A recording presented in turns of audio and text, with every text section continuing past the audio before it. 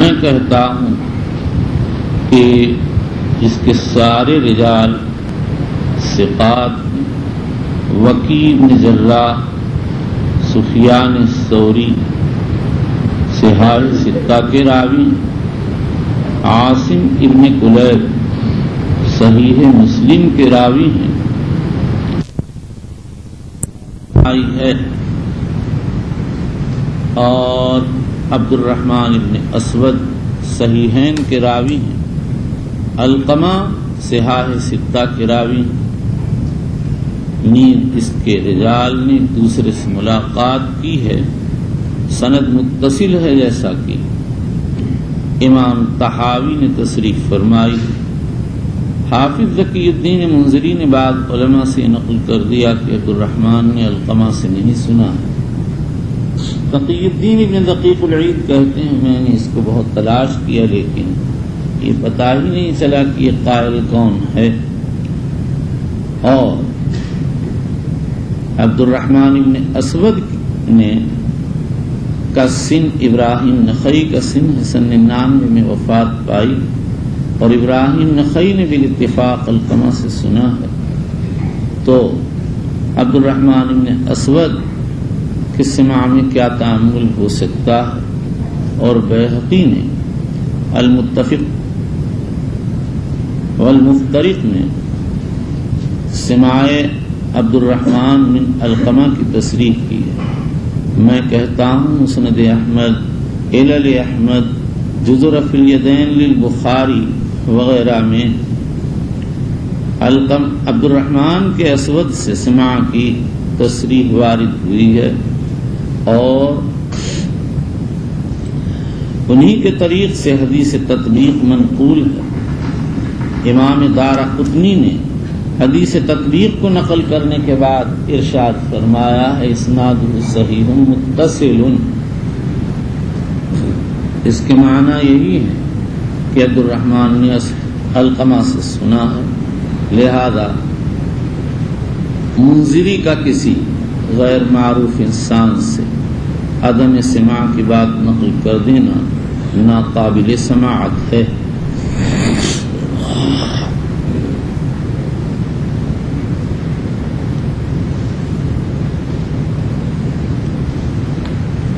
یہاں جو سب سے بڑا اعتراض ہو سکتا ہے وہ یہ کہ یہ حدیث سفیان ثوری پر دائر اور وہ مدلس ہیں اور یہ روایت معنعنا نقل کرتے ہیں۔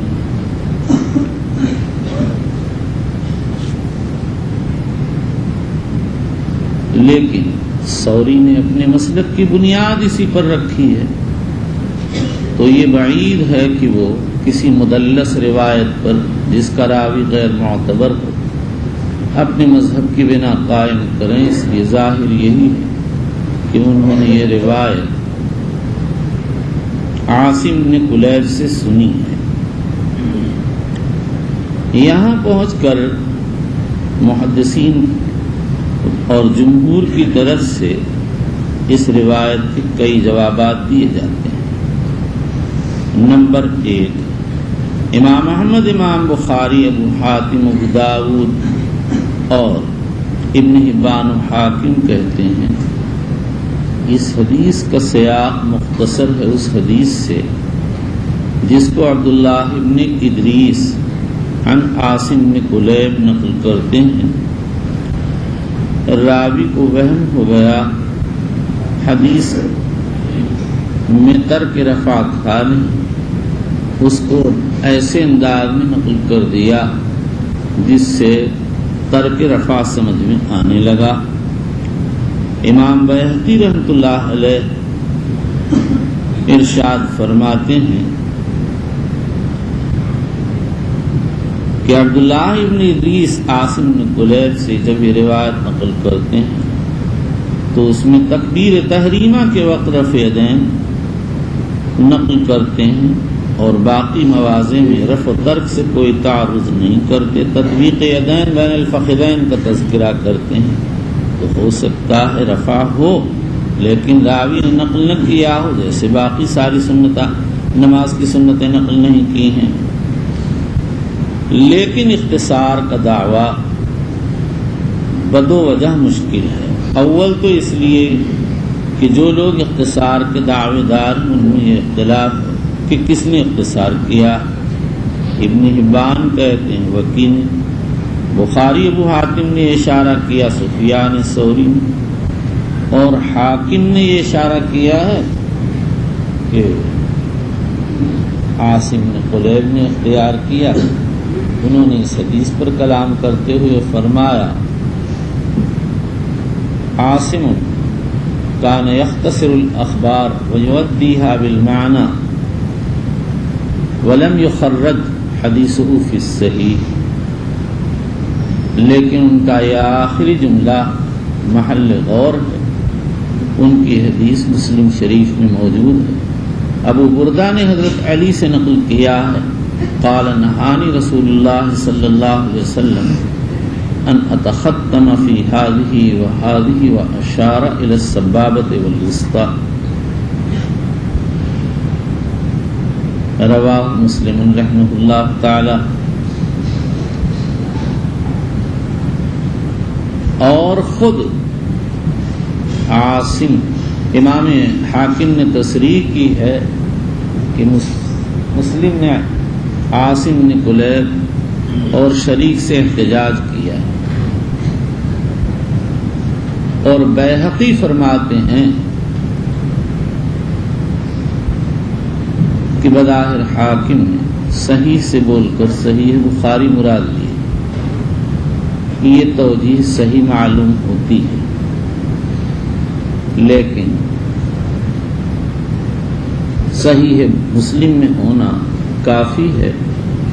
بخاری کا کسی راوی کی روایت کے مقبول ہونے کے لیے اس سے روایت لینا لازم و ضروری نہیں ہے۔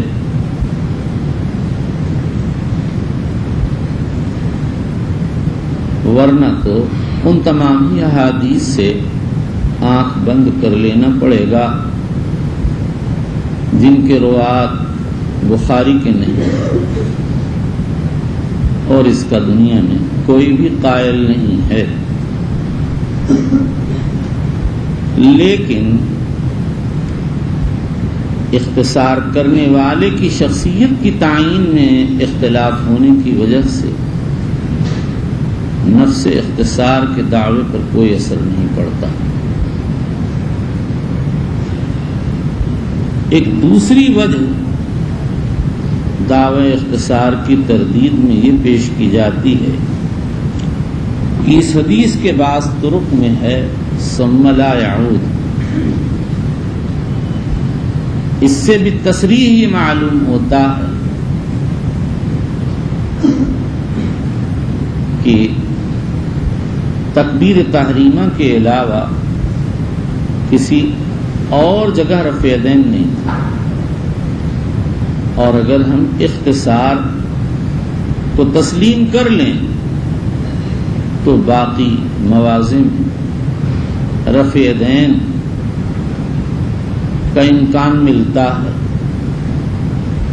تو لا يعود میں اور دعوی اختصار لا يعود کی تصریح اور دعوی اختصار میں منافات، اور یہ منافات اس لیے پیش آئی کہ یا لا يعود کے ہوتے ہوئے آپ نے اختصار کا دعویٰ کر دیا۔ اس کا جواب یہ دیا گیا ہے کہ اس حدیث میں لا يعود کا اضافہ وہم ہے۔ کس کو وہم ہوا ہے؟ امام احمد، محمد بن نصر مروزی، ابن حبان، ابن قطان وغیرہ کی رائے ہے کہ یہ وکی ابن جراح کو ہوا۔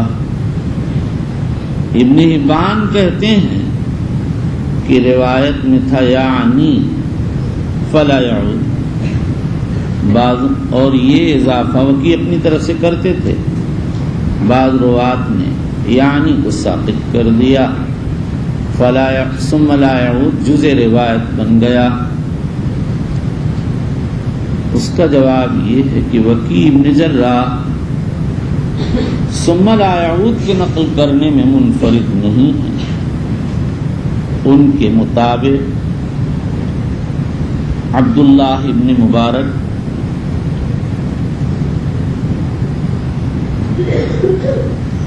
ابو حذیفہ موسیٰ ابن مسعود نہدی ہیں. ابن مبارک کی روایت نسائی نے تخریج کی ہے اور ابو حذیفہ کی روایت دارقطنی نے علل میں ذکر کی ہے. نیز وکی کے تلامذہ کو بھی وہم نہیں ہوا. یہ لفظ ان سے یحییٰ ابن عبد الحمید حمانی، نعیم ابن حماد خزائی اور زہیر ابن حرب نقل کرتے ہیں. حمانی کی روایت دارقطنی نے اور نعیم ابن حماد کی روایت طحاوی نے اور زہیر ابن حرب کی روایت ابو محمد ابن حزم ظاہری نے تخریج کی. اور وکی کے اکثر تلامذہ وہ یہ لفظ تو نقل نہیں کرتے لیکن اس کے معنی نقل کرتے ہیں. امام احمد کی روایت میں فلم یرفع یدیہ الا مرتن بعینہ الفاظ سے ابن ابی شیبہ نے المصنف میں روایت کیا ہے اور امام ابو داؤد نے ان کے بھائی عثمان ابن ابی شیبہ سے ہی لفظ نقل کیا. اسی طرح حناد ابن سری، محمود ابن غیلان وغیرہ نے بھی اسی کے قریب قریب نفی اس بات کی شکل میں الفاظ نقل کی. امام بخاری اور ابو حاتم رازی نے یہ اشارہ کیا کہ یہ وہم سفیان الثوری کو ہوا. ابو حاتم رازی کہتے ہیں ثوری کے علاوہ دوسرے لوگ یہ روایت عاصم سے نقل کرتے ہیں تو اس میں تطبیق نقل کرتے ہیں. اور امام بخاری رضی اللہ عنہ نے امام احمد سے نقل کیا. انہوں نے یہ ابن آدم سے، وہ فرماتے ہیں میں نے عاصم بن کلیب کی کتاب دیکھی. انہوں نے ابن ادریس سے نقل کیا، عبداللہ ابن ادریس سے. کہتے ہیں یہ ابن اعظم میں نے عبداللہ ابن ادریس کی کتاب دیکھی جس کو عاصم بن کلیب سے روایت کرتے ہیں، اس میں لم یعود نہیں. بخاری کہتے ہیں فہذا اصح لأن الکتاب احفظ. اور وجہ ظاہر ہے کتاب میں تو جو کچھ لکھا جاتا ہے اس میں اسی طرح رہتا ہے اور انسان کے حافظے میں ذوف آ جاتا ہے، ذبول اور نسیان ہو جاتا ہے. لیکن ثوری پر زیادتی کے الزام لگانے میں بڑا زبردست اشکال ہے. وہ تو ترک رفع کے قائل ہیں اور آدمی جب کوئی مذہب اختیار کرتا ہے تو معتمد روایت کی بنیاد پر کرتا ہے. یہ نہیں کہ اپنی طرف سے کوئی لفظ روایت میں بڑھا کر اس پر مذہب کی بنیاد رکھ دیتا ہے. ایسا کرنے سے تو انسان کی شخصیت مجروح ہو جاتی ہے. مزید یہ ہے کہ ان کے دو متابع بھی ہیں. ایک امام ابو حنیفہ، ان کی روایت خوارزمی نے جامع المسانید میں نقل کی ہے لیکن سند میں نیچے سلیمان شاذکونی ہے جو متروک راوی ہے، اور دوسرے محمد ابن جابر جس کی روایت ابن عدی نے تخریج کی ہے. لیکن محمد ابن جابر صاحب اوہام ہے اور علماء نے اس پر بہت کچھ کلام کیا ہے. اور بالفرض اگر اختصار کا دعویٰ تسلیم کر لیا جائے تو بھی کوئی اشکال نہیں ہے، اس لیے کہ ابن ادریس کی روایت میں ایک ہی جگہ رفع دین وارد ہوا اور یہ دونوں ابن مسعود رضی اللہ عنہ سے کی حدیث نقل کرتے ہیں، اور ابن مسعود سے رفع دین ایک ہی مقام میں منقول ہے۔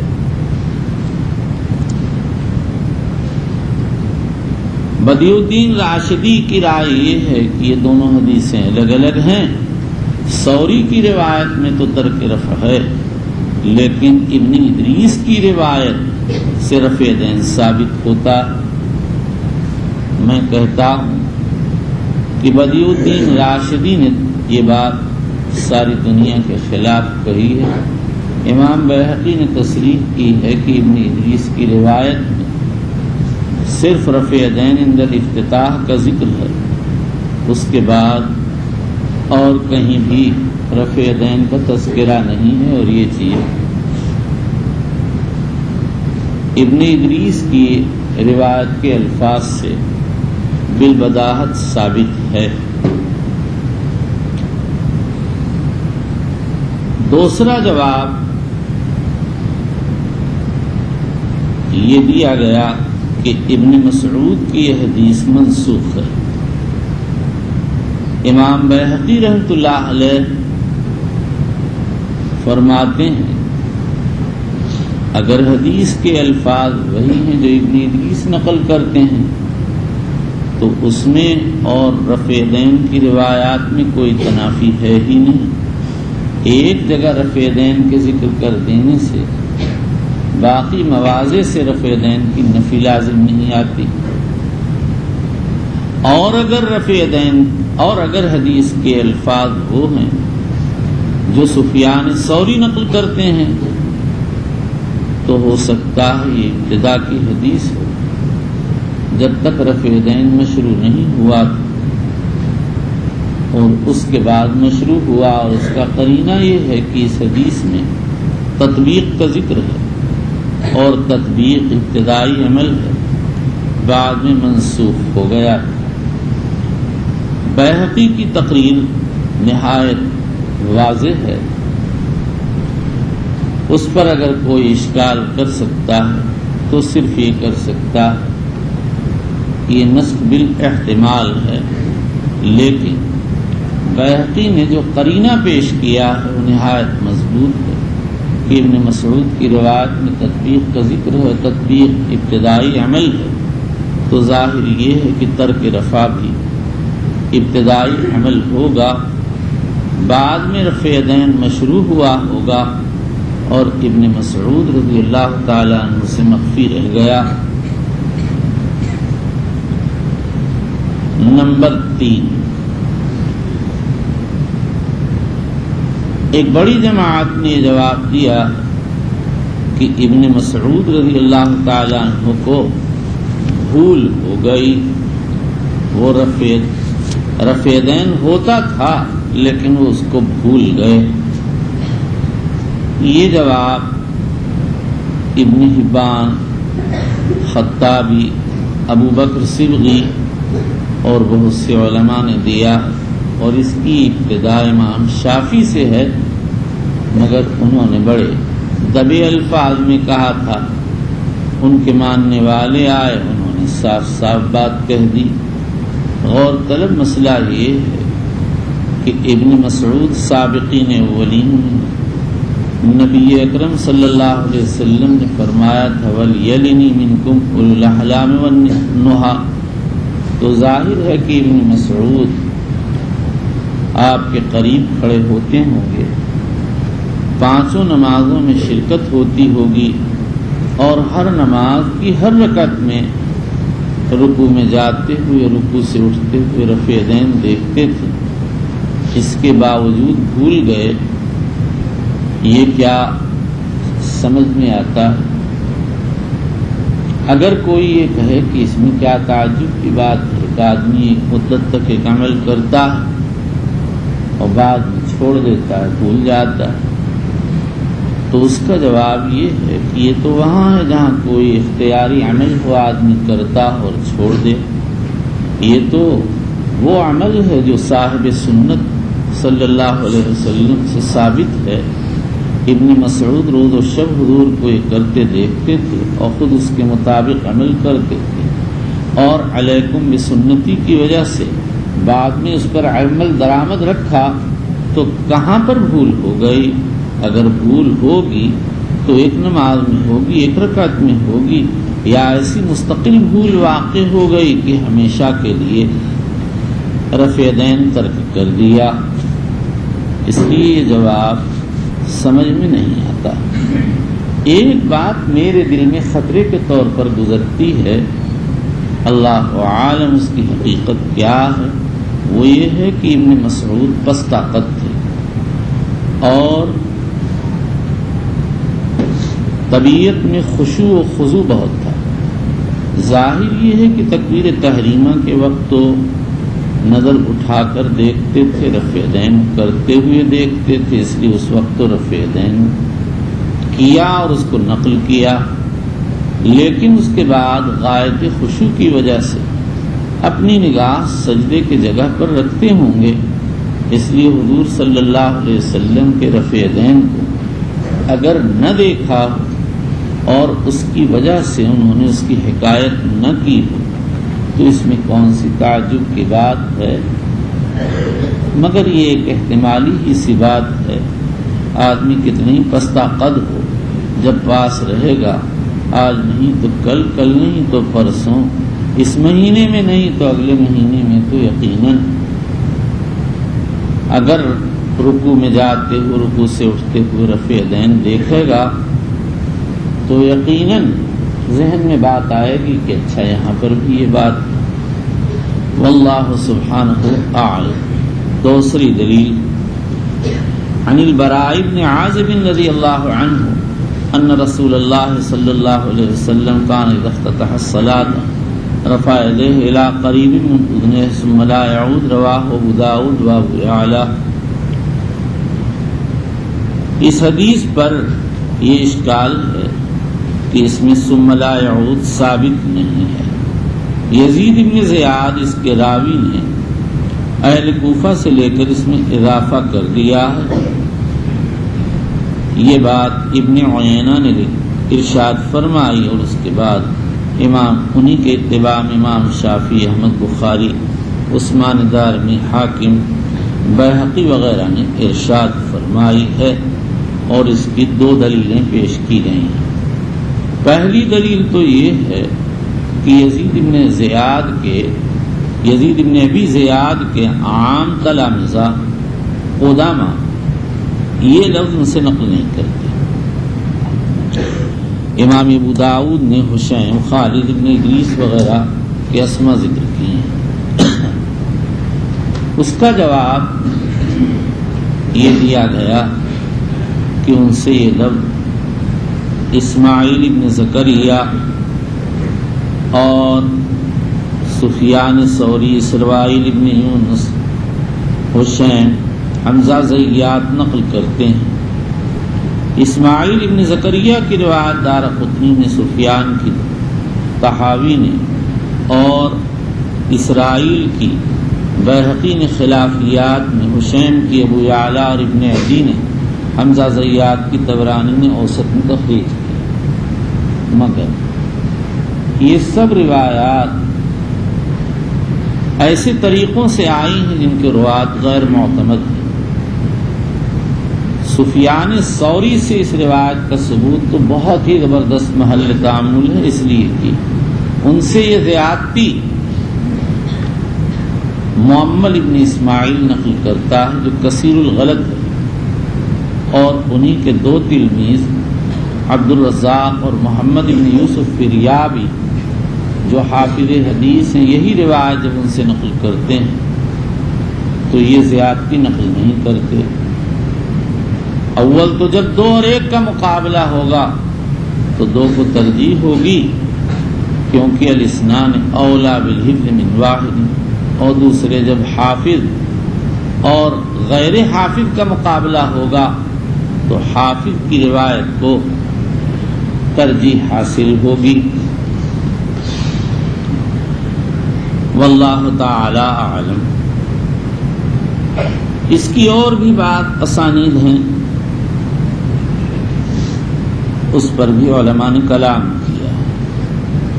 تیسری دلیل ابن عمر کی وہ روایت ہے جو بہقی نے کتاب الخلافیات میں نقل کی ہے، اس میں کان یرفع یدیہ اذا افتتح الصلاۃ ثم لا يعود، لیکن ابھی اس کے بارے میں بتایا جا چکا کہ وہ روایت موضوع ہے۔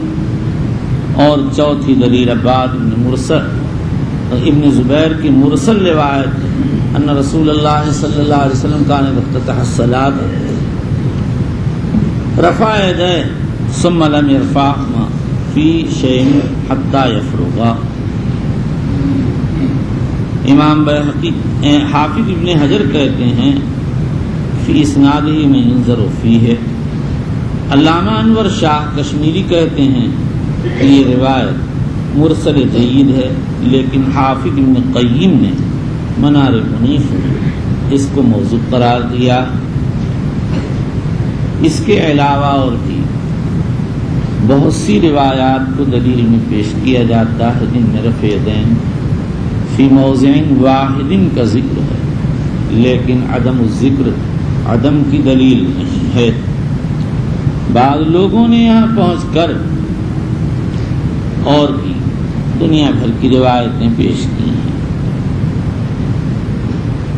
حقیقت یہ ہے کہ دونوں طرف روایات، لیکن رفع یدین کی روایات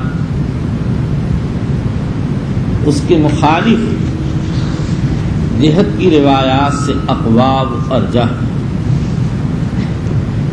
مگر ہیں روایات اپنی جگہ موجود۔ ابن حزم جیسے نے اس کی تصحیح فرمائی۔ اب تو ترجیح کی ضرورت ہے۔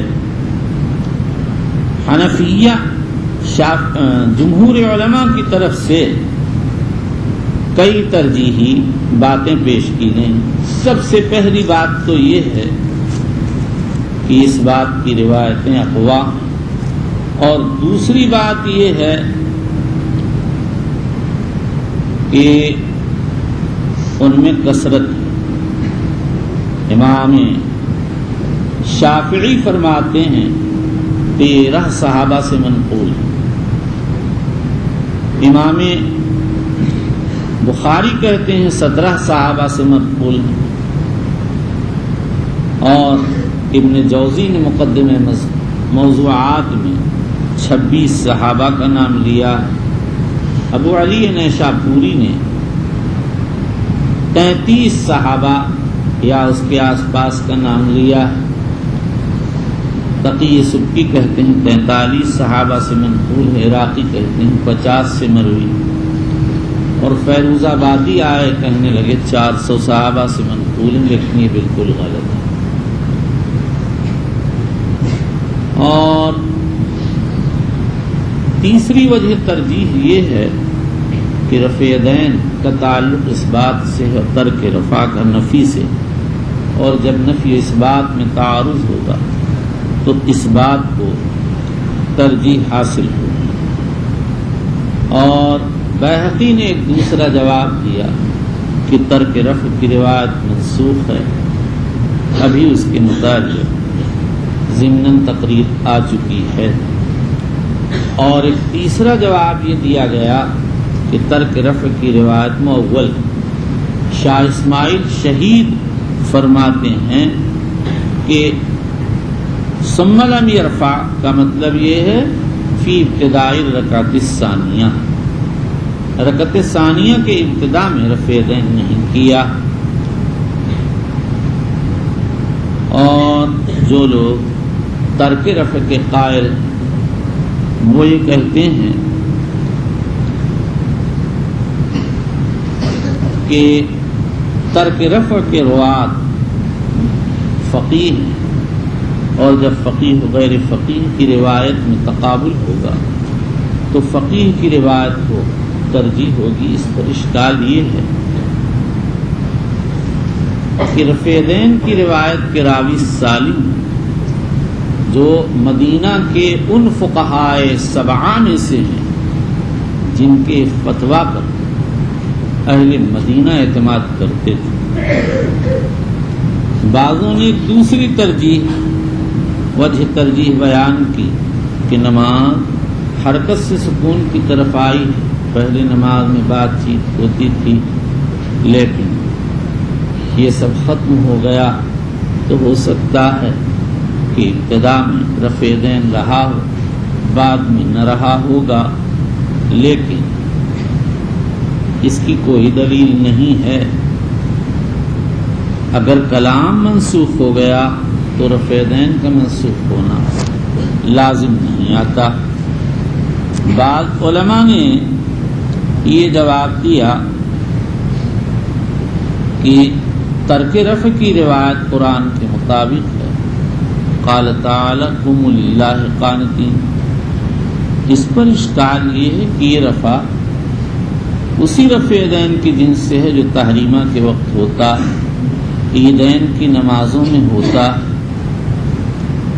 اسی طرح سے بعض لوگوں نے ایک اور جواب دیا،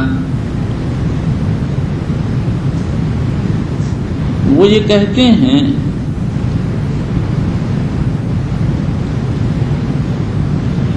کہ نماز حرکت سے سکون کی طرف آئی۔ اس پر اشکال یہ ہے کہ سکون اعمال صلاۃ میں سے، سکون سے مراد سکون ان غیر اعمال الصلاۃ ہے، یعنی پہلے نماز میں بات چیت کی اجازت تھی جو مقاصد اعمال صلاۃ میں سے نہیں ہے، اس کے بعد اس کو منسوخ کر دیا گیا۔ تو اگر بعض چیزوں کی بطریق رخصت اجازت رہی ہو اور وہ منسوخ ہو گئیں، تو اس سے ان امور کا انکار کیسے کیا جا سکتا ہے جو عمل صلاۃ کے طور پر کیے جاتے ہیں؟ امام طحاوی فرماتے ہیں کہ رفع دین منسوخ ہے، اور دلیل میں پیش کرتے ہیں کہ جن لوگوں سے رفع دین نقل کیا گیا ہے انہی سے اس کے خلاف عمل منقول ہے، اور راوی کا اپنی روایت کے خلاف عمل کرنا روایت کے منسوخ ہونے کی دلیل ہے۔ جمہور علماء کی طرف سے اس کا جواب یہ ہے کہ جن صحابہ سے رفع دین کی روایتیں منقول اور اس کے خلاف ان سے عمل منقول ہے، وہ عمل ثابت نہیں، اور اگر ثابت ہو تو سہو پر محمول ہے یا بیان جواز پر محمول ہے۔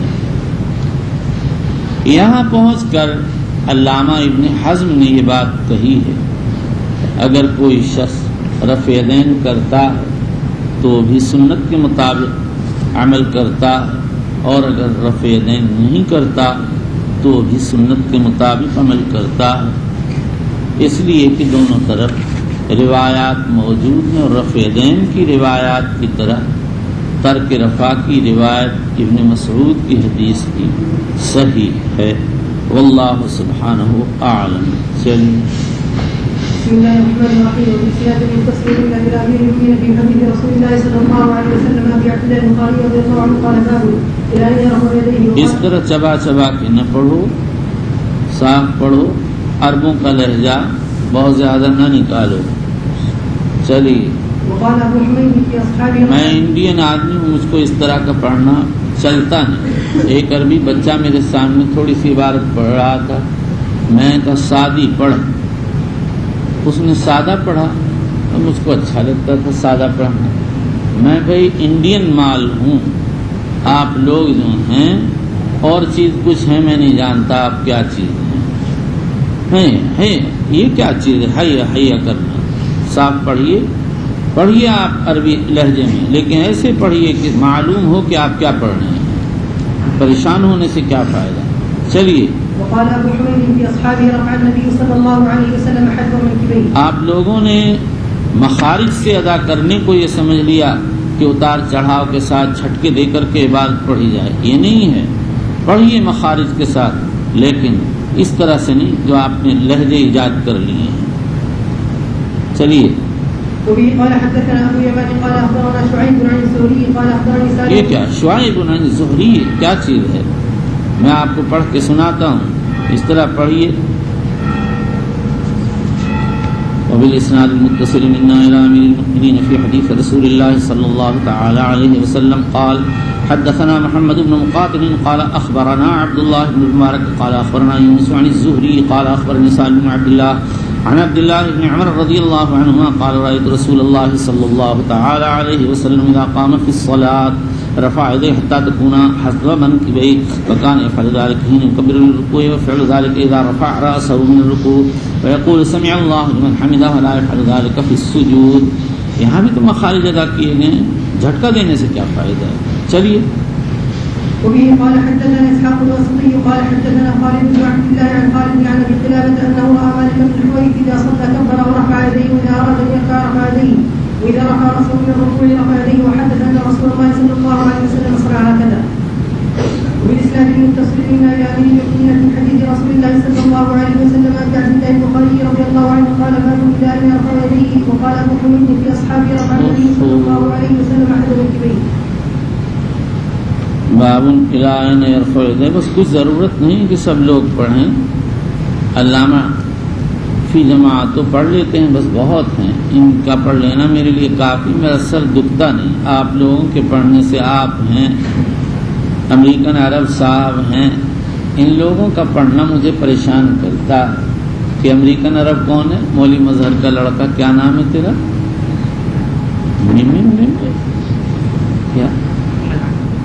کیا نام ہے؟ سارے بہاری ایک ہی زبان پہ بولتے ہیں، زور سے کہو. محمد عالم. کمبخت کوے. چلیے. چڑی مار جو ہے، یہ اس کو اتنا غصہ آتا ہے، اس کو چڑی مار کہتے ہیں. ارے پاگل، چڑیا مار کے کھا کھا کے مضبوط ہو جائے گا بے وقوف. کسی نے ہمارے یہاں چڑیا پکڑی تو اب صاحب وہ ذبح ہوئی اور چاقو تیز چلا، گردن گئی کٹ. ہماری نانی نے فتویٰ لگایا بڑوں کے لیے کھانا نہیں ٹھیک ہے، بچہ کھائے گا. میں تھا چھوٹا، ٹھاٹ مزے آ گئے. اب جب کبھی چڑیا پکڑی جاتی میں سوچتا ہے اس کی گردن کٹ جائے تو اچھا ہے، میں ہی کھاؤں گا. نانی کا فتویٰ جائے بات، کیسے بھائی؟ بڑوں کے لیے ٹھیک نہیں ہے، بچوں کے لیے ٹھیک ہے. بس بڈھی کا فتویٰ بھی عجیب ہے. ایک دن پڑھی لکھی تھی، ایک دن پڑھ رہی تھی جلوہ افغن اول و آخر ہے آپ. میں نے کہا جلوہ نہیں ہے اماں، جلوہ ہے. کہنے لگی چل جلوہ جلوہ ایک ہے.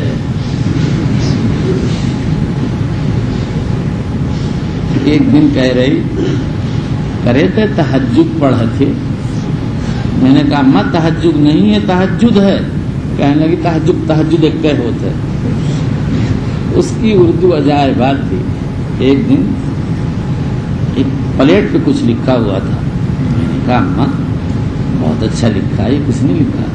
کہنے لگی ارے انہیں ایک دن میں چنھوا پار دیے رہوں، یعنی لکیر کھینچ دی تھی.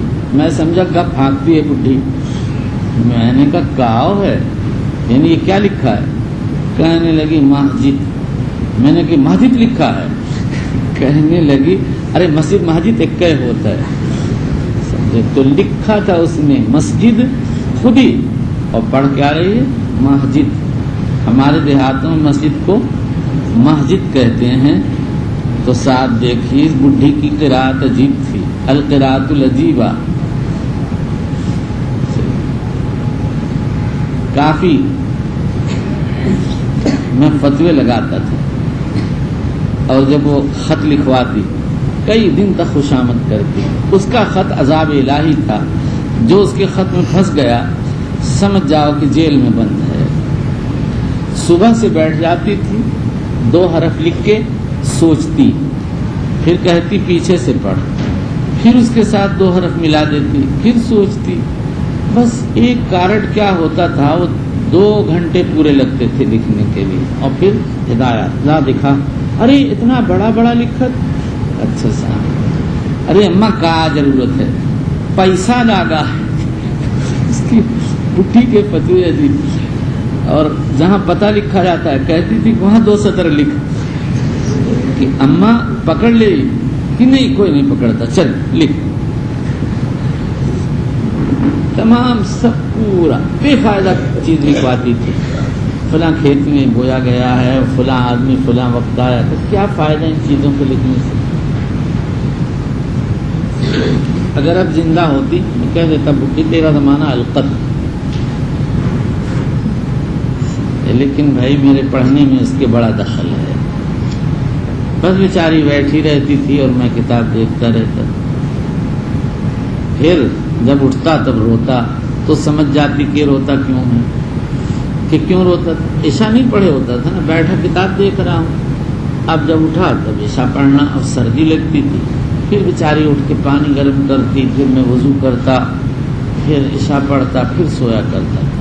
ماشاءاللہ میں بھی کیسا تھا، کیا کہنے میرے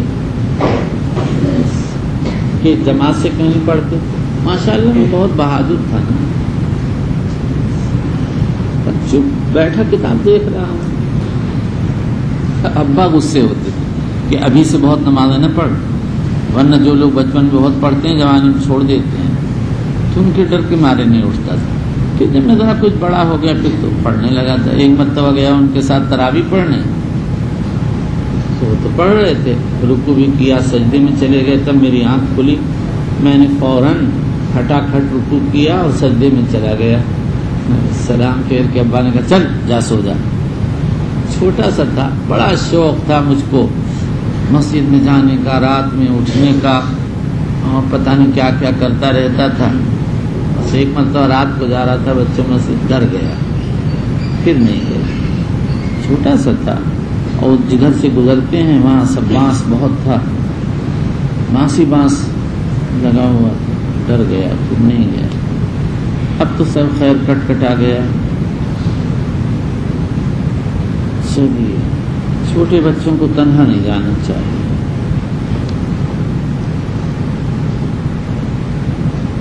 اللہ تعالیٰ سب کی مغفرت کرے. بچوں پتہ نہیں کس کس نے، میرے پڑھنے میں تو نہ معلوم کس کس مخلوق کا احسان ہے، میں کہہ نہیں سکتا. سب کو حصہ رسد ملے گا اگر مقبول ہو گیا کچھ. تم لوگ تو ماشاءاللہ بہت علامت الدہر ہو، تمہارا کیا پوچھنا، تمہاری تو شخصیت ہی الگ ہے. چلیے، یہ بات اتنی کیوں ہو گئی؟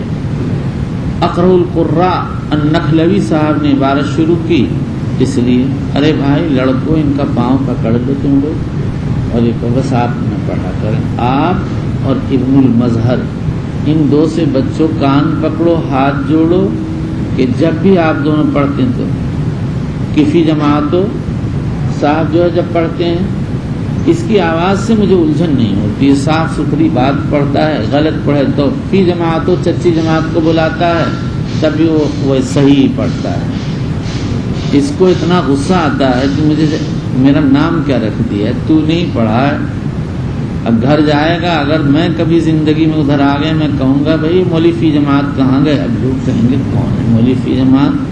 کہہ رہے وہی اس کی ایک چچی جماعت ہے جس سے کچھ پیسہ مانگا ہوگا، اس نے نہ دیا ہوگا تو کہہ رہا تھا فی جماعت ہو. چچی جماعت بات تو پوری کرو، وعدہ پورا کرو. سب اس کو الو کہیں گے. چلیے، ایک گجراتی کا نام میں نے پوچھا رہے تیرا کیا نام ہے؟ فرماتے ہیں جابر. میں نے کہا اچھا، اس کا نام جابر رکھ دی. اس کے والد بھی آتے ہیں، ان سے میں پوچھتا ہوں، ہنستے ہیں میرے سامنے، وہ اس کو جابر ہی کہتے ہیں. چلیے، کہ نام رکھنے، ہاں سب کا نام. ایک لڑکے کا نام رکھا تھا CID. لڑکوں نے تمام اس کا نام CID رکھ دیا. بہت بیچارہ پریشان ہوتا تھا. پھر میں نے منع کیا بچوں اس کو نہ کہو، پریشان ہوتا ہے. تو ویسے ہی نام رکھ دیتا تھا. کبھی کسی کا کچھ چڑی مار کا نام، کوئی چڑی مار اس کو نہیں کہتا، بچوں یہی نام دے دو. یہ چڑیا بیچا کرے گا، تمہارے مزے آئیں گے، تم اس سے سستی لینا، اور تو اتنی مارے گا چڑیا، بس مری ہوئی بھی رکھ لینا، اور یہ کہنا کہ حلال تو یہ ہے، اس کی قیمت اتنی ہے، مری ہوئی کی اتنی قیمت ہے. بنگالیوں تم لے لینا. یہاں بچوں ایسا ہے. سہارنپور میں ایک صاحب گئے مرغی کا گوشت خریدنے، اس نے صاف کہہ دیا کیسی لوگے، باقاعدہ شہر کے ایک آدمی نے یہ سب مجھے سنایا، اس نے کہا سب یہاں ہوتا ہے، حرام بیچتے ہیں، اب تو بھائی سب لوگ حرام ہی حرام کی طرف چلے۔ وہ آدمی یاد ہے، وہ ببول کے نیچے چپ بیٹھا ہوا ایسے دیکھ رہا، سمجھے، اور میں یوں رستے سے گزر رہا، تو میں سوچا یہ آدمی کیوں بیٹھا ہے، تو اسے دیکھا ایسے، تو کانپا لگا ہوا تھا اس کا، وہ چڑیا پکڑنے والا۔ پھر میں چلا گیا کیونکہ وہ ناراض ہوتا، میں تو بچہ تھا چھوٹا سا، برسات کا زمانہ تھا، کوئی وہاں تھا بھی نہیں بڑا، اور تو زمانہ اچھا تھا، بچوں اتنے چھوٹے بچے گزرتے تھے، کوئی ان کو پوچھتا بھی نہیں۔ بڑے ہم عجائبات بیوقوف تھے۔ ایک مرتبہ ہاتھی آیا ہمارے گاؤں میں، ایک تیر میں نے رگڑ کے اس میں نوک بنا رکھی تھی، میں نے کہ اس ہاتھی کو مار کے آؤں گا، اور میں اور جمال الدین چل پڑے، اور برسات کا زمانہ، ہاتھی کا مالک منع کرے کہ نہیں ماریں گے اس کے پاؤں میں، بس صاحب اس نے ایک دم کو ہاتھی کو لوٹایا ہماری طرف۔ اب ہم دونوں بھاگتے وہ تو وہی ذرا سا لوٹا کے چل دیا، اور ہم بھاگتے جا رہے ہیں۔ جب بہت دور پہنچ گئے تب یوں کر کے دیکھ رہے ہیں، جا چکا تھا، ورنہ ہاتھی کو اگر لوٹا دیتا ہو تو 1 منٹ میں صاف کر دے۔ ایک رات میں 8 دن کا سفر کرتا ہے ہاتھی، سمجھے نا، 8 دن میں جہاں آدمی پہنچے گا، اس کی دوڑ اتنی تیز ہے کہ 1 رات میں پہنچ جاتا ہے۔ یہ بہت عجیب جانور ہے۔ چلیے، یہ کہاں آپ نے پڑھا؟ اس میں حیات الحیوان میں کہیں ضمن ایک قصے میں ہے یہ۔ اگر ہاتھی آ جائے میں کہہ دوں گا آ بیٹے، اب تم لوگوں کے اوپر پٹ پٹ پٹ پٹ پٹ پٹ پٹ پٹ، کہ یہ کیا ہو رہا ہے، بس چٹپٹ چٹپٹ، سب تم لوگ ختم ہو جاؤ گے، کہ پھر کیا آپ کریں گے، چپ۔ سمجھا؟ اور ہاتھی سے کہوں گا ادھر دیکھ، مجھے جانے دے، وہ بڑا سمجھدار ہوگا جو میری مان لے گا۔ ارے میاں، سب اللہ کے ہاتھ میں، جس کی ہو جاتی ہے اس کو کوئی بچا نہیں پاتا، اور جس کو وہ بچانے پہ آتے ہیں اس کو کوئی مارتا نہیں، سمجھے نا۔ ایک مرتبہ ایک پاگل ہاتھی ہمارے گاؤں سے گزرا، ایک صاحب اپنی گاڑی پر ایسے سوئے ہوئے تھے، تو اس نے سونٹ سے اس کو گاڑی کو ادھر کر دیا، اور ایک دم آواز آئی پل پر سے، بس دوڑا۔ ایک نے پوچھا رے تو کہاں ہے، کہ سرپت میں، کہ تو کہاں، کہ پل کے نیچے۔ پہلے تو سرپت والے کو مار دیا، اور پل کو توڑ توڑ کے پھینکتا تھا۔ پھر ایک دم جپٹا پور سے آواز آئی کہ ہاتھی پاگل ہے، آ گیا ہے، بس ایک دم ادھر دوڑا۔ بہت قتل کی ایک رات میں اس نے بہت، پھر سنداں کے جا کے تالاب میں گھسا تو غلط ہو، داروغہ نے کہا اس کو گولی مار دی۔ انگریزی دور کا ہمارا بچپن، ہمارے بچپن سے بھی شاید کچھ پہلے ہی کا قصہ ہے، بچپن میں مشہور تھا یہ قصہ۔ لیکن اگر مجھے بچپن میں مل جاتا تو ضرور تیر مار دیتا۔ یہ بڑا، یہاں ایک بھینسے نے اس کو سینگ مار دیا ہاتھی کو، ابھی چند سال کے بعد، بس ایک دم کو الٹ کے اس نے پاؤں رکھ دیا، بھینسا اسے مر گیا۔ بس بھینسا بھی بہاری تھا، کیا ضرورت تھی بھائی ہاتھی کو مارنے کی، ہاتھی تو یو پی کا تھا۔ کہاں یو پی کا تھا صاحب، وہ بھینسا بھی یو پی ہی کا تھا۔ یو پی والے بڑے خوش ہو رہے ہیں، ہاتھی بھی یو پی کا، بھینسا بھی یو پی کا۔ وہ بھینسا یہ سمجھا ہوگا کہ نامعقول، میرے سینگ کے سامنے تو ٹک سکتا ہے، اسے ذرا سا رسید کیا، اس نے 1 لاکھ رکھا، صاف ہو گیا۔ سمجھ میں آیا نا بھائی، ایسے ہی ہوتا ہے۔ لیکن بہرحال انسان انسان ہے۔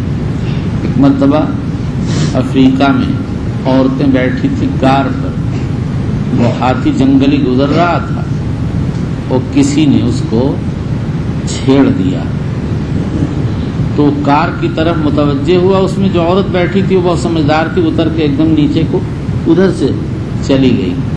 تو وہ اتنا سمجھا ہی نہیں کہ اسی نے کیا ہے، وہ سمجھا کہ کار نے کیا ہے، بس کار پہ آ کے پاؤں رکھ دیا، وہ آرم پار ہو گئی، قصہ تمام، لیکن عورت بچ گئی۔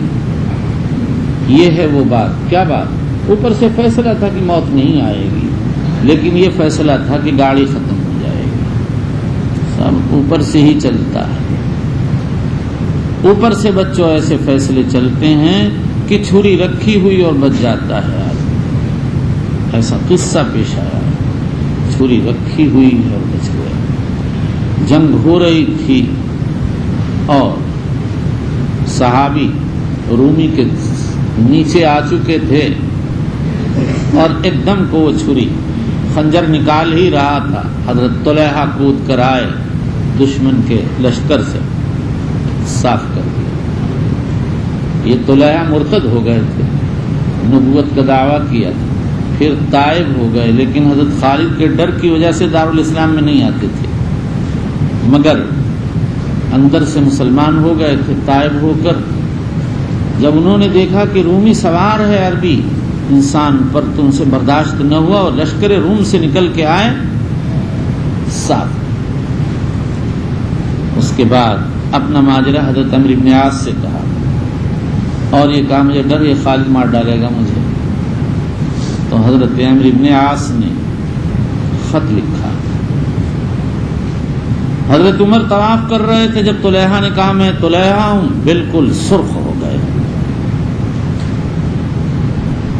حضرت عمرو بن عاص کا خط پیش کیا، پڑھتے ہی حضرت عمر ٹھنڈے ہو گئے اور فرمایا تم یمن چلے جاؤ، خالد تمہارا کچھ نہیں کر سکتے۔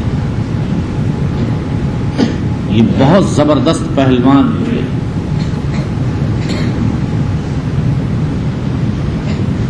چلو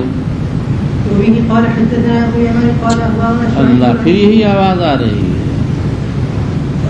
ہاں، خشک تارو خشک چوبو خشک پوست، خود بخود میں آئے دیں آواز دوست۔ ہاں کہ یہ کہاں پر ہے نئے تارو نئے چوبو نئے پوست، خود بخود میں آئے دیں آواز دوست۔ بعض باتیں کہنے کی نہیں ہوتی۔ چلیے وبه قال حدثنا ابو اليمان قال اخبرنا شعيب عن الزهري قال اخبرني سالم بن عبد الله بن عمر ان عبد الله بن عمر قال اگر یہ جو لٹھ مار قرات ہے القرات اللٹھیا، تو کتاب کیسے پوری ہوگی؟ آپ بخشیں بچوں، اس کا گلا مڑوڑ دو، یا تو یا یہ پڑھے نہیں، قتل کروا دوں گا تجھے اگر تو نے کیا۔ کہ کیسے کروائیں گے؟ لڑکوں سے کہہ دوں گا جب یہ سو رہا ہو مکہ مارو اسے۔ بیوقوف، کوئی ضروری ہے تیرا پڑھنا؟ چل بس۔ قال رأيت النبي صلى الله عليه وسلم افتتح التكبير في الصلاة فرفع يديه حين يكبر حتى جعلهما حذو منكبيه إذا كبر للركوع قال مثله، وإذا قال سمع الله لمن حمده فعل مثله، وقال ربنا ولك الحمد ولا حمد لك حين يسجد ولا حين يرفع رأسه من السجود۔ ایسا ہے کہ بس مجھے معافی کر دیں گے، اب آئندہ نہ پڑھیں گے۔ اب تک تو میں نے سختی نہیں کی ہے، نہ مجھے آپ اچھے لگتے ہیں، نہ آپ کی آواز اچھی لگتی ہے، نہ آپ کی قرات اچھی لگتی ہے، نہ انداز قرات اچھا لگتا ہے، بس معاف کریں۔ پڑھ لیا، تبرک آپ کا حاصل میں نے کر لیا۔ چلیے وفي الإسلام المتصل إلا إلى في حديث رسول الله صلى الله عليه وسلم أبي عبد الله البخاري رضي الله عنه قال باب رفع اليدين إذا قام من الركعتين۔ امام بخاری یہ تو بیان کرنا رہ گیا۔ باب الائن یرفع یدیہ، آدمی کہاں تک ہاتھ اٹھائے، اس مسئلے میں دیکھیے آپ عبارت نہ پڑھیں، وہ گڑبڑ ہو جاتی ہے، اس میں اختلاف ہے۔ امام مالک امام شافعی فرماتے ہیں منکبین تک، یہی امام احمد بن حنبل کی مشہور روایت ہے۔ امام ابو حنیفہ فرماتے ہیں اذنین تک۔ امام احمد بن حنبل سے ایک روایت یہی منقول ہے، ان سے پوچھا گیا تو فرمایا اما انا فاذهب الى المنکبین۔ امام مالک سے ایک روایت منقول ہے صدر تک کی۔ حضور صلی اللہ علیہ وسلم سے اس سلسلے میں مختلف حدیثیں نقل کی گئی ہیں۔ حضرت ابن عمر، ابو حمید الساعدی اور حضرت علی کی حدیثوں میں رفع المنکبین وارد ہوا. ابن عمر کی حدیث صحاح ستہ میں، ابو حمید کی حدیث سنن اربعہ میں، اور حضرت علی رضی اللہ عنہ کی حدیث ابو داؤد ترمذی وغیرہ میں. اور وائل ابن حجر رضی اللہ عنہ کی حدیث میں رفع یدین الی الاذنین کا ذکر ہے. اخرجہ مسلم رحمہ اللہ تعالی. یہی حضرت انس کی حدیث میں طحاوی میں وارد ہوا، اور ابو داؤد کی بعض روایات میں رفع الی الصدر کا ذکر ہے کہ صحابہ برانس و اکسیہ اوڑھے ہوئے تھے اور ان کے ہاتھ صدر تک اٹھ رہے تھے. ان روایات مختلفہ میں علماء نے 3 مسالک اختیار کی. نمبر 1 مسلک تخییر، یعنی یہ سارے اعمال نبی اکرم صلی اللہ علیہ وسلم سے ثابت ہیں، آدمی جو چاہے اختیار کر سکتا. یہی امام ابن منذر کی رائے ہے اور امام احمد سے ایک روایت منقول ہے. علامہ عینی نے اسی کو اختیار کیا. نمبر 2 مسلک تعویل. امام طحاوی فرماتے ہیں اصل رفع الی الاذنین ہے اور رفع الی المنکبین مؤول ہے. سردی کے زمانے میں صحابہ کملیاں وغیرہ اوڑھے ہوتے تھے، اس لیے ہاتھ مناکب ہی تک اٹھتے تھے. نمبر 3 مسلک جمع. امام ابو ثور نے امام شافعی سے نقل کیا ہے کہ ہاتھوں کو اس طرح سے اٹھایا جائے کہ ظہر کفین منکبین کے محاذی ہو جائیں اور انگلیاں فروع اذنین کے ایسے. یہ اور علامہ ابن حمام کہتے ہیں کہ حنفیہ کا جو معمول ہے اس میں جمع بین الروایات، اس لیے کہ اصل رسغ منکبین کے محاذی ہو جاتی ہے اور انگلیاں کانوں کے.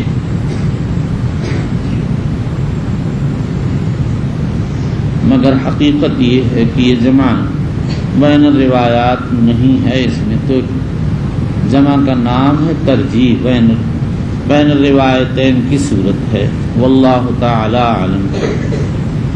صحیح انہی لوگوں کا مسلک ہے جو تخییر کے قائل ہیں. جب دونوں باتیں ثابت ہیں تو کسی ایک کو التزامی طور پر اختیار کرنا ضروری نہیں ہے. چلیے خدا قادت التقى. اللهم اغفر لنا وارحمنا ومشايخنا وعلمنا ما جهلنا ووفقنا لما تحب وترضى من القول والعمل وجنبنا الفواحش والمعاصي والخطايا والزلل. اللهم آثرنا واكثرنا واصلح لنا شأننا كله لا إله إلا أنت. أما بعد، وبالإسناد المتصل منه إلى أمير المؤمنين في حديث رسول الله صلى الله عليه وسلم أبي عبد الله محمد بن إسماعيل البخاري رضي الله عنه وأرضاه وأجزل ثوابه ووفاه وحشرنا في زمرته ونفعنا بعلومه. قال: باب رفع اليدين إذا قام من الركعتين، یعنی ثلاثیہ اور رباعیہ میں 2 رکعت کے بعد جو قیام ہو تو اس وقت بھی رفع یدین کیا جائے گا. یہی ابن وہب نے امام مالک سے نقل کیا اور یہی امام احمد کی ایک روایت ہے جو ان کی بہت سے اصحاب نے اختیار کیا ہے. ابن خزیمہ، ابن منذر، ابو علی طبری، بہقی، بغوی، نووی وغیرہ نے اسی کو اختیار کیا ہے. ابن تیمیہ کہتے ہیں جو محققین علماء سنت رسول اللہ صلی اللہ علیہ وسلم کے واقفین ہیں ان کے نزدیک یہ مندوب ہے. چلیے بسم الله الرحمن الرحيم وبالاسناد المتصل منا الى امير المؤمنين في حديث رسول الله صلى الله عليه وسلم وعبد الله البخاري رضي الله تعالى عنه قال حدثنا عياش بن الوليد قال حدثنا عبد الاعلى قال حدثنا عبيد الله عن نافع ان ابن عمر رضي الله عنهما كان اذا دخل في الصلاه كبر ورفع يديه واذا ركع رفع يديه واذا قال سمع الله لمن حمده رفع يديه واذا قام من الركعتين رفع يديه ورفع ذلك ابن عمر الى النبي صلى الله عليه وسلم. روایت میں اختلاف ہے کہ یہ مرفوع ہے یا موقوف. امام بخاری رضی اللہ تعالیٰ عنہ کی رائے مرفوع ہے اور دارقطنی کہتے ہیں نشبہ قول عبد الاعلیٰ یعنی رفع کو ترجیح دیتے ہیں. ابن دقیق العید اور حافظ ابن حجر کا رجحان اسی طرف. لیکن امام ابو داؤد کی رائے یہ ہے کہ صحیح یہ ہے کہ یہ موقوف ہے اور انہوں نے یہ اشارہ کیا ہے کہ عبدالعالیٰ کو اس کے مرفوع نقل کرنے میں وہم ہو گیا. عبدالوہاب الثقفی معتمد بن سلیمان کی روایت جب عبید اللہ نقل کرتے ہیں تو موقوفاً نقل کرتے ہیں. ابو بکر اسماعیلی نے اپنی بعض مشائخ سے بھی یہی نقل فرمایا ہے کہ عبدالعالیٰ اس روایت کو مرفوع نقل کرنے میں منفرد ہیں. معتمد ابن سلیمان عبدالوہاب ثقفی وغیرہ اس کو موقوفاً روایت کرتے ہیں. حافظ ابن حجر عسقلانی کہتے ہیں ثقفی اور معتمد جو بھی روایت عبید اللہ نافع نقل کرتے ہیں تو موقوفاً نقل کرتے ہیں، لیکن جب عن الزہری عن سالم عن ابن عمر نقل کرتے ہیں تو مرفوعاً نقل کرتے ہیں. اور دونوں کی روایتیں ابن حبان نے تخریج فرمائی ہیں.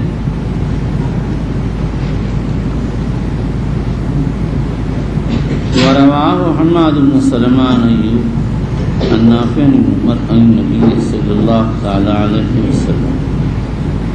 حماد بن سلمہ کی تعلیق امام احمد نے مسند میں، بخاری نے ذکر الیدین میں، بہقی نے اپنی سنن میں تخریج فرمائی. امام اسماعیلی کہتے ہیں اور اسی طرح اس کے بعد کہتے ہیں اور رواہ طہمان عن ایوب و موسیٰ بن عقبہ مختصر. ابراہیم طہمان کی روایت امام بہقی نے تخریج کی ہے. امام اسماعیلی کہتے ہیں کہ حماد اور ابن طہمان کی روایتوں میں رفع الیدین عند القیام من الرکعتین کا ذکر نہیں، یعنی یہ تعلیق بخاری نے بے محل ذکر کر دی ہے. کہتے ہیں فلعل المحدث عنہ دخل له باب فی باب، یعنی یہ تعلیق سالم کی حدیث کے مناسب ہے جو باب ماضی میں آ چکی. اس کا جواب یہ دیا گیا کہ امام بخاری نے اس تعلیق کو یہاں لا کر ان لوگوں پر رد کیا ہے جو کہتے ہیں نافع کی روایت اصل حدیث میں موقوف ہے اور دوسرے حضرات نے ان کی مخالفت کی.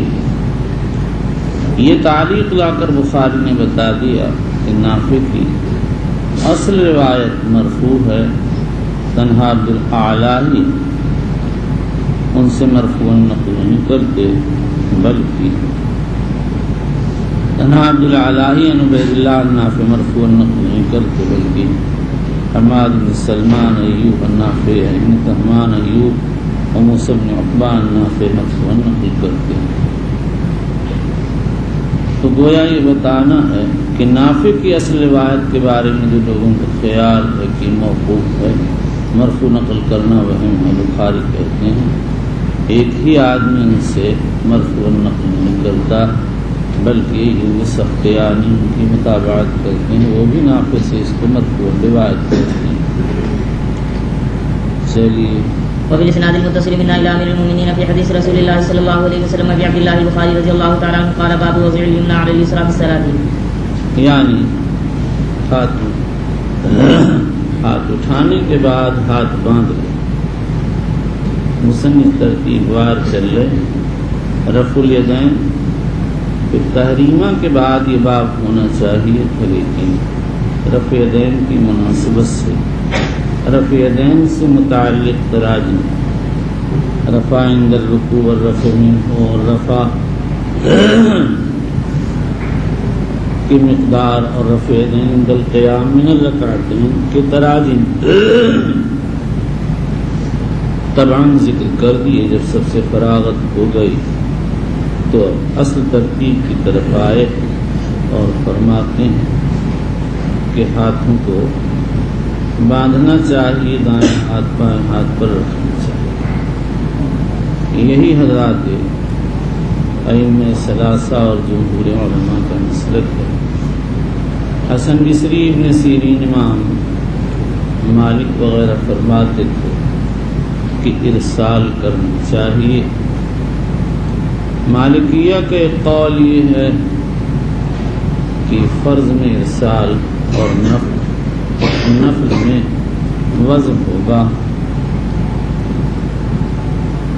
امام بخاری رضی اللہ تعالیٰ عنہ نے وضع کو ثابت کیا ہے۔ ارسال کے قائلین روایات مطلقہ کو پیش کرتے ہیں اور وضع کے قائلین روایات خاصہ پیش کرتے ہیں، لہذا ان کو ترجیح حاصل ہوگی۔ پھر اس کے بعد یہ اختلاف ہے کہ وضع میں افضل کیا ہے۔ امام شافعی رحمۃ اللہ علیہ فرماتے ہیں تحت الصدر فوق السرہ، یہی امام احمد بن حنبل رحمۃ اللہ علیہ کی ایک روایت، اور امام ابو حنیفہ فرماتے ہیں تحت السرہ۔ امام احمد کی یہی مشہور روایت۔ امام احمد بن حنبل کی ایک تیسری روایت یہ ہے کہ اس میں اختیار ہے۔ امام بخاری بھی بظاہر اسی کے قائل ہوں گے، اس لیے کہ انہوں نے صرف وضع کا ترجمہ منعقد کیا، محل وضع سے کوئی تعرض نہیں فرمایا ہے۔ جو لوگ یہ کہتے ہیں کہ تحت السرہ وضع ہوگا، وہ حضرت علی رضی اللہ عنہ کی روایت السنت وضع کف علی الکف تحت السرہ اخرجہ ابو داؤد فی بعض روایات سے استدلال کرتے ہیں۔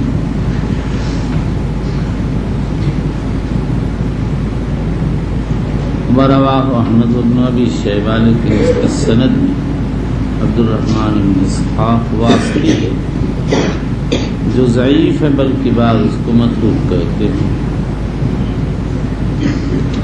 بعض لوگوں نے دوسری دلیل پیش کی کہ ابن ابی شیبہ نے وائل ابن حجر سے نقل کیا ہے رأیت النبی صلی اللہ علیہ وسلم یضع یمینہ علی یسارہ شمالہ فی الصلاۃ تحت السرہ۔ بہت سے احناف نے اس روایت کی تقویت کی۔ قاسم ابن قتلبغہ کہتے ہیں تخریج اختیار میں سند جید۔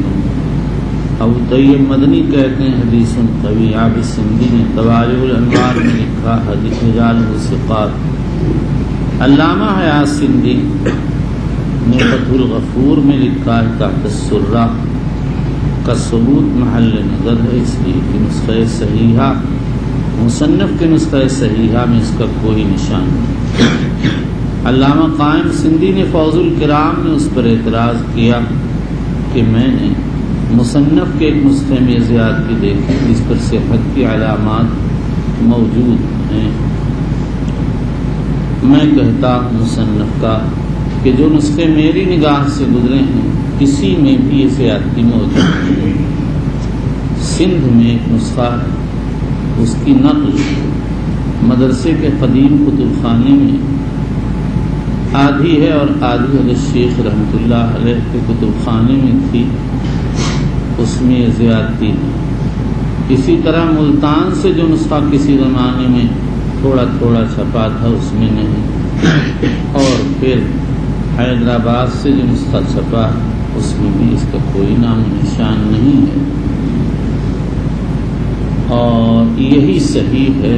اور اس کی دلیل یہ ہے کہ جس سند سے ابن ابی شیبہ روایت کرتے ہیں بعین ہی اسی سند سے امام احمد بن حنبل روایت کرتے ہیں، اور مسند احمد میں زیادتی کا کوئی وجود نہیں ہے۔ اور سند ہے حدثنا وکیع موسیٰ بن عمیر عن القمہ عن ابی وائل رضی اللہ تعالی عنہ۔ جو لوگ یہ کہتے ہیں کہ ہاتھ تحت الصدر یا فوق الصدر باندھے جائیں گے، انہوں نے اس سلسلے میں کئی روایتیں پیش کی ہیں۔ ایک روایت وائل ابن حجر کی ہے، کہتے ہیں صلیت مع رسول اللہ صلی اللہ علیہ وسلم وضع یده الیمنی علی یده الیسری علی صدرہ، رواہ ابن خزیمہ والبیہقی۔ اس کی سند ضعیف ہے، محمد بن اسماعیل اس کا راوی صدوق ہے لیکن کثیر الخطا ہے۔ ابو حاتم رازی، زکریا ساجد دارقطنی وغیرہ نے تصدیق کی ہے، اور وہ علی صدرہ کی زیادتی نقل کرنے میں منفرد ہے سفیان سے۔ عبداللہ بن ولید عدنی جو اس سے اقوا ہے یہی روایت سفیان سے بغیر زیادتی کے نقل کرتا اخرجہ احمد، لیکن یہی حدیث وائل کی بزار نے تخریج کی ہے، ایک دوسری سند سے اس میں ہے عند صدرہ ہی، اس کی سند میں محمد بن حجر ہے جو ضعیف ہے۔ بہرحال وائل سے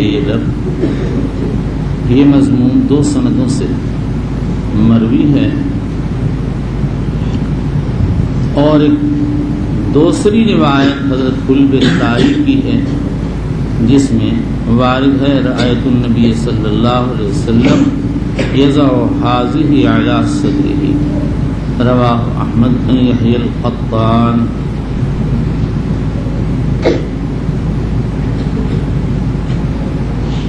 وبه قال حدثنا عبد الله بن مسلمة عن مالك عن ابي حازم عن سهل بن سعد قال كان الناس يؤمرون ان يضع الرجل اليد اليمنى على ذراعه اليسرى في الصلاة، وقال ابو حازم لا اعلم الا ينمي ذلك الى النبي صلى الله عليه وسلم یعنی يرفع ينصب چلیے، قال اسماعیل بن ما ذلك ولم يقل ينمي، یعنی عبداللہ بن مسلمہ کی روایت میں ینمی بصیغہ معروف ہے، اور اسماعیل بن ابی اویس کی روایت میں ینما بصیغہ مجہول ہے۔ ینمی، یروی، یاسرو، یرفعو، یردو، یہ کلمات رفع الحدیث الی النبی صلی اللہ تعالی علیہ وسلم کے لیے استعمال ہوتے ہیں۔ چلیے وبالاسناد المتصل من الى امير المؤمنين في حديث رسول الله صلى الله عليه وسلم ابي عبد الله البخاري رضي الله تعالى عنه قال باب الخشوع في الصلاة۔ الخشوع فی الصلاۃ، نماز میں خشوع کا بیان۔ خشوع کے معنی ہے خضوع، کہا جاتا ہے خشعت الارض اذا سکنت واطمئنت۔ اس میں اختلاف ہے کہ خشوع افعال قلوب میں سے ہے جیسے خوف، یا افعال جوارح میں سے ہے جیسے سکون، یا دونوں کے افعال میں سے ہے۔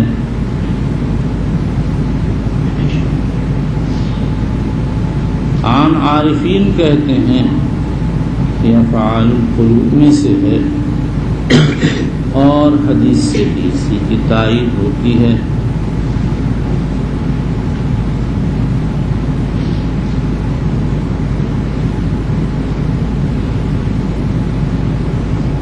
حضرت علی سے منقول ہے الخشوع فی القلب، رواہ الحاکم۔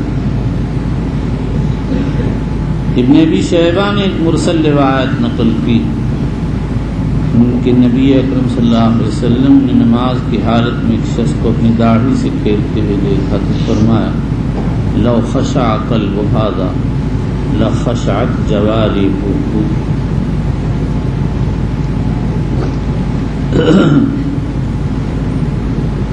محققین فرماتے ہیں اصلاً خشوع قلب ہی کی صفت ہے، اور خشوع کے معنی انکسار اور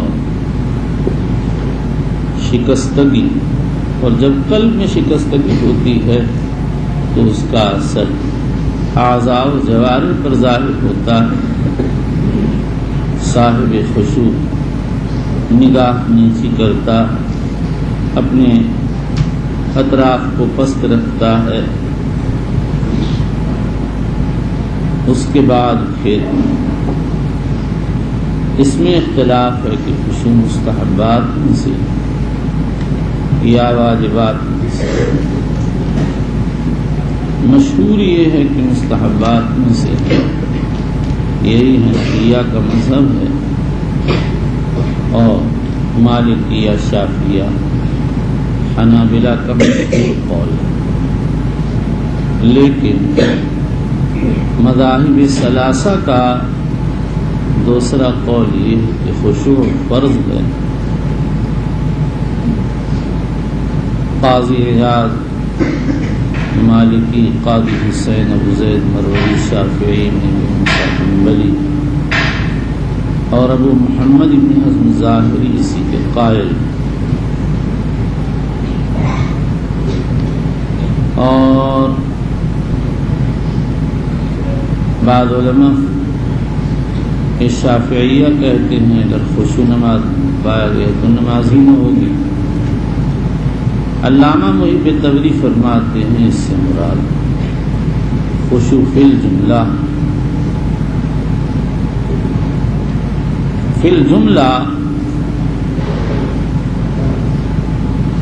ضرور ہونا چاہیے،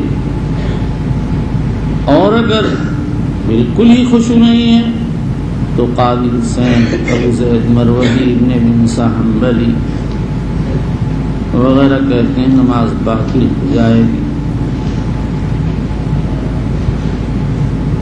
امام ابن رشد کہتے ہیں نماز باطل نہ ہوگی۔ علامہ ابن رجب کہتے ہیں بخاری نے باب یہاں لا کر اشارہ کیا ہے کہ بہت سے فقہا نماز کی ابتدا میں لکھتے ہیں مصلی کی نماز اس کی نگاہ اس کی اس موضع سجود سے آگے نہ جانا چاہیے، یہی خشوع کی قسم۔ میں کہتا ہوں بخاری نے یہ اشارہ کیا ہے، ابتدائے صفت الصلاۃ میں لا کر بخاری نے اشارہ کیا کہ انسان کو خشوع کے ساتھ نماز پڑھنا چاہیے، ایسی ہی نماز پر اللہ کی طرف سے فلاح کی بشارت۔ قد افلح المؤمنون الذین هم فی صلاتهم خاشعون۔ جب آدمی نماز پڑھتا ہے، وقت خرچ کرتا ہے، تو پھر کیا ضرورت ہے کہ اپنے کپڑوں سے کھیلے، اپنی نگاہ کو ادھر ادھر دوڑائے، اپنے اعضاء کو بے ضرورت حرکت دے۔ خاموش ہو کر اللہ کے سامنے غلامی کے اقرار کے لیے جب کھڑا ہوا ہے تو سارے حالات غلامی کے ہونے چاہیے۔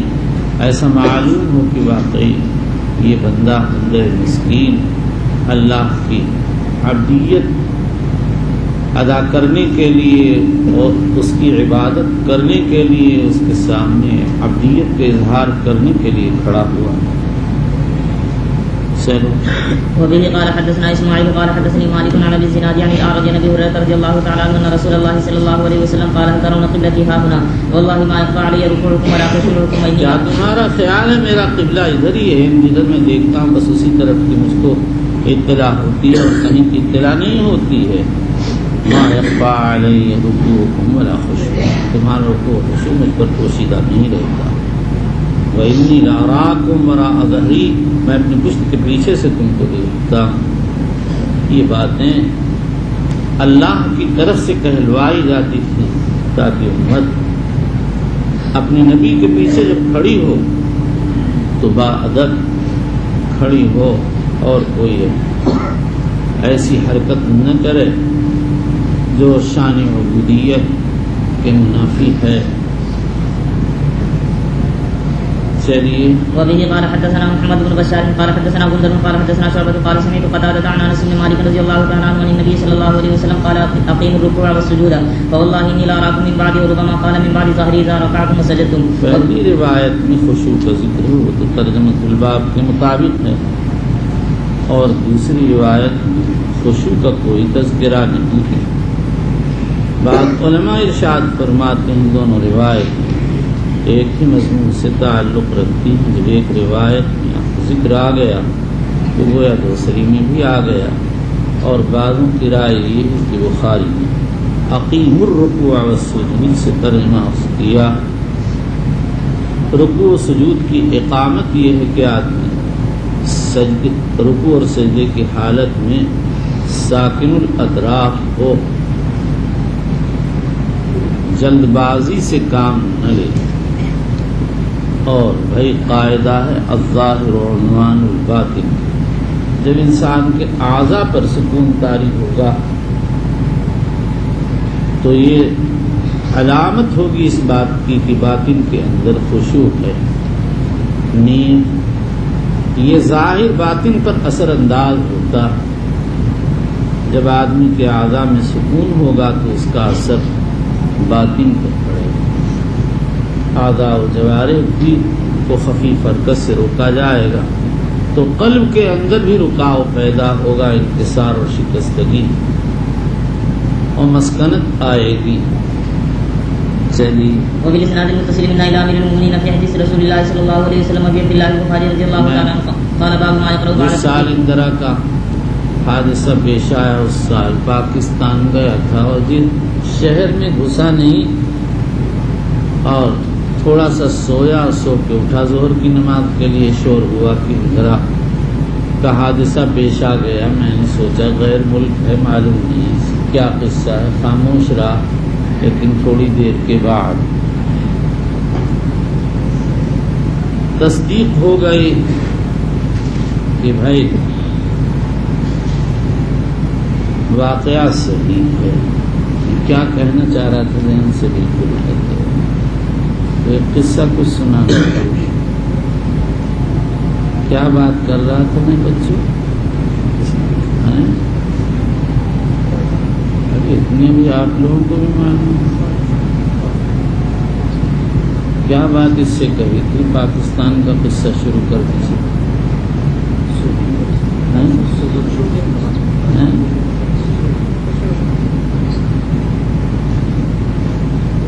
ایک بات بھی یاد نہیں. آپ لوگ کیا سمجھتے ہیں؟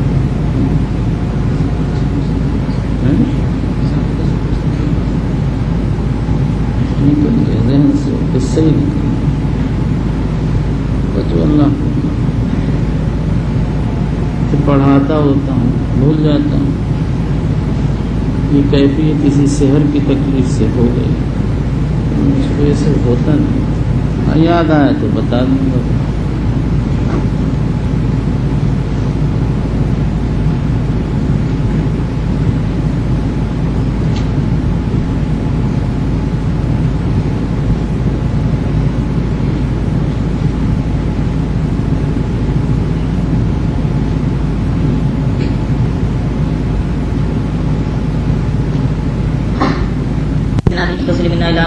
في حديث رسول الله صلى الله عليه وسلم ابي عبد الله البخاري رضي الله تعالى عنه قال باب ما يقرأ بعد التكبير.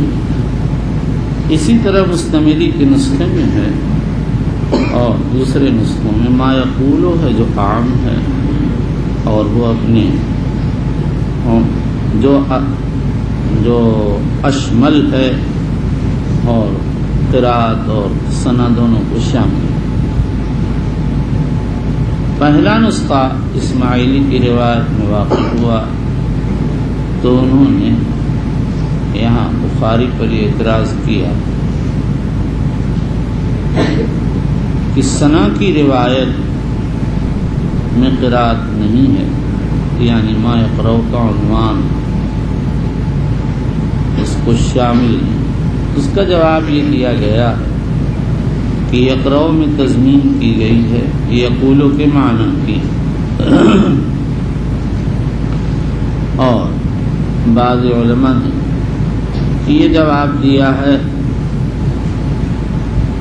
کہ قرات اور ثنا دونوں کا مقصد مناجات اور توجہ اللہ ہے، اور یہ معنی جیسے ثنا میں پائے جاتے ہیں فاتحہ میں بھی پائے جاتے ہیں۔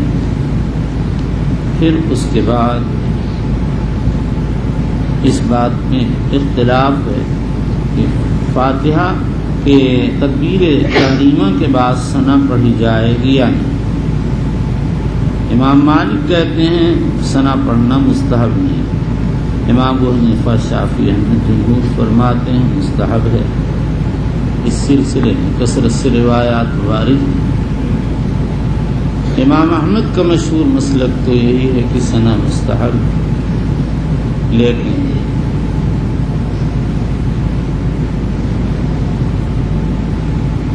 حنابلہ کی جماعت ثنا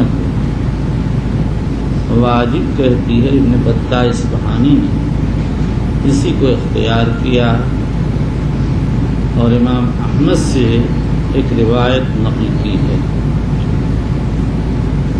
پھر اس کے بعد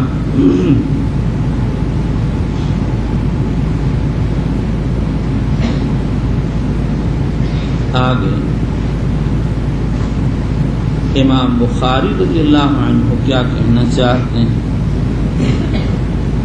انہوں نے اس باب میں ایک تو انس کی روایت قراءت فاتحہ کے باب میں نقل کی، اور دوسری ابو ہریرہ کی روایت ثنا کے باب میں نقل فرمائی۔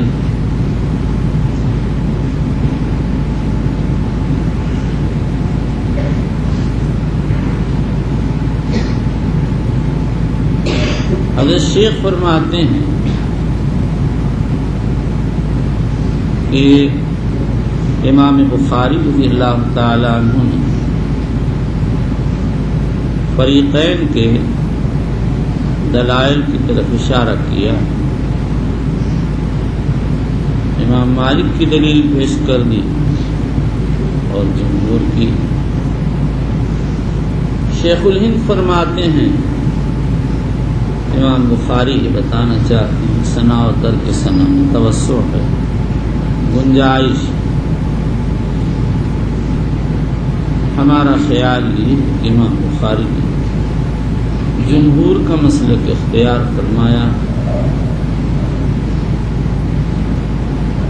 اسی لیے انہوں نے ثنا کی روایت ذکر کی، اور انس کی روایت قراءت فاتحہ کے سلسلے میں جو پہلے لے آئے ہیں اس کی وجہ یہ ہے کہ فاتحہ واجب ہے اور ثنا مستحب ہے۔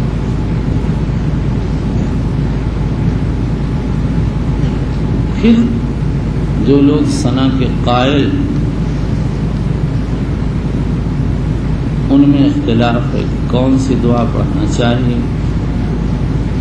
حنفیہ حنابلہ کہتے ہیں سبحانک اللہم وبحمدک تبارک اسمک وتعالی جدک، اس لیے کہ حضرت عمر رضی اللہ تعالی عنہ نے منبر پر اس کو پڑھا، اور سنن ابو داؤد و ترمذی میں نبی اکرم صلی اللہ تعالی علیہ وسلم سے منقول،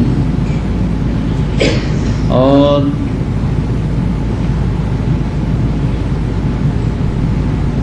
امام شافعی رحمۃ اللہ علیہ فرماتے ہیں کہ ثنا کے باب میں تو ابو ہریرہ کی روایت اللہم باعد بینی وبین خطایا، یعنی جو بخاری اور مسلم میں، اور دوسرے حضرت علی کی روایت ہے انی وجہت وجہی الذی فطر السماوات والارض حنیفا وما انا من المشرکین، یعنی جس کو امام مسلم نے روایت کیا۔ ان دونوں میں سے کوئی ایک پڑھنا مستحب ہے۔ قاضی ابو یوسف رحمۃ اللہ علیہ کی رائے ہے کہ توجیہ و تسبیح کو جمع کرنا مستحب ہے۔ یہی زکریا ساجی، ابن خزیمہ، ابو حامد مروزی، ابو اسحاق مروزی شافعیہ میں سے